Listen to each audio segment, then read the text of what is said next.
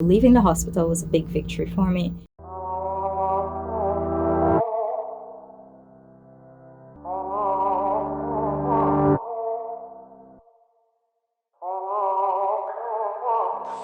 My name is Indira Lupuku.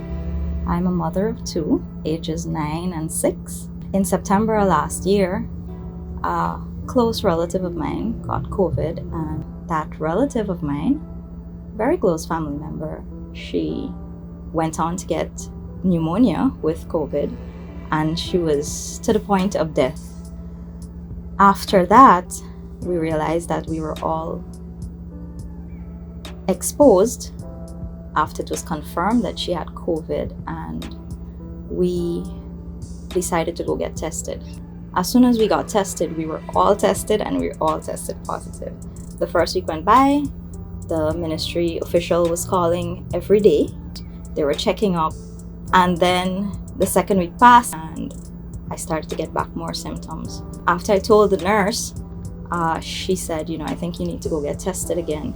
I went and I got retested, and I was still positive. I was saying, okay, fine, this is another 2 weeks. I'm going to be fine. I'm going to go through it and I'll be okay. And one day I was lying down. It was about 6 o'clock in the evening, and I jumped up out of my sleep because I couldn't breathe properly. The shortness of breath continued, but it only happened when I was lying down. So I'd have to wake up in the middle of the night and sit up trying to breathe properly. It had kept happening every time, and it started to increase. So I went back to the same GPHC COVID section, and another doctor looked at me, and he didn't want to take any chances. So he told me, I'm going to send you to Liliendal. I had to tell my children, I'm not going to be there for a little while. As I was in there, being in hospital, it's taxing mentally. It's very easy to fall into depression.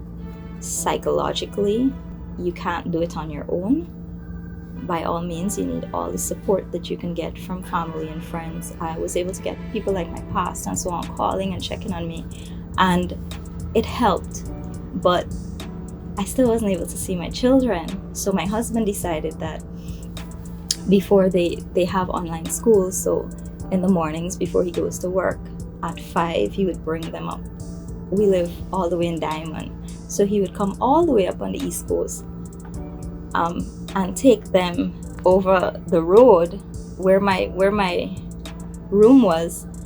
There was a glass door, and when I look through the glass door, I see the seawalls, the back of the seawalls. So he would go there and he would take them, and they would wave to me, and I can tell you that was very heartbreaking. Of course, when you're talking to them, you can't let them know how you feel, because you don't want them to know that this is as scary as you feel. You don't want that to translate to them. That helped me though. Seeing them every morning helped me. Being in there is not what we need to do. We need to try our best to stay out of a hospital. Leaving the hospital was a big victory for me. But as I went home, I spent 3 months sitting up, sleeping, because I couldn't breathe properly when I lie down. After COVID, your life is never the same. My body wasn't the same. I had symptoms of long COVID, where I had everything was cloudy for me. My body I couldn't go up a flight of stairs without panting for breath. And it was frustrating because I was getting nowhere. I was trying everything.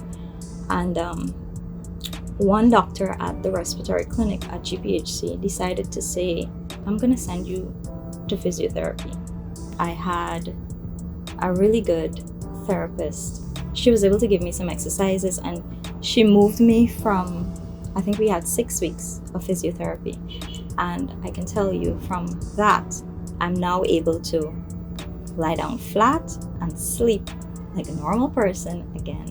It has taken some time. We're getting a little bit lackadaisical in our approach to COVID, where we don't want to wear masks, we don't want to do this, we're tired of sanitizing, but it's necessary. And more importantly, it's necessary for us to vaccinate.